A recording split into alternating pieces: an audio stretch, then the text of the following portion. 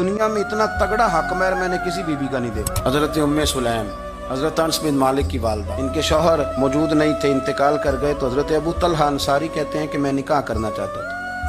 हजरत अबू तलहा बड़े समझदार आदमी थे, जीरक थे, मालदार थे, अक्लमंद दाना बंदे थे। उन्होंने पैगाम भेजा हजरत उम्मे सुलैम से कि तेरे साथ निकाह करना है। समझदार आदमी थे, अक्लमंद थे। हजरत उम्मे सुलैम कहने लगी कि आपने पैगाम निकाह भेजा है तो आप जितने वज़ादार और शरीफ आदमी, आपका पैगाम निकाह रद्द नहीं किया जा सकता, पर मेरी निकाह की शर्तें बड़ी सख्त हैं। उन्होंने कहा वो क्या? कहने लगी मेरा हक महर बड़ा महंगा है, अगर आप मेरा हक महर अदा करें तो वो मैं आपसे निकाह कर लेती हूँ।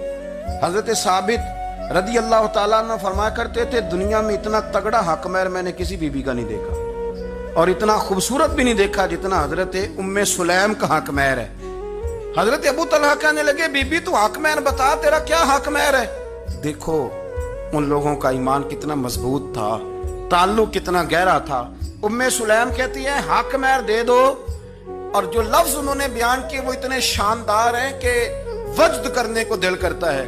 फरमाने लगी बस हक महर लूंगी, उसके बाद किसी चीज का सवाल नहीं करूंगी, सारी जिंदगी खर्चा नहीं मांगूंगी, रोटी पानी कपड़ा जो दोगे पहन लूंगी, पर एक हक महर वो अगर देते हो तो मैं निकाह कर लेती हूँ, इसके अलावा सवाल कोई नहीं।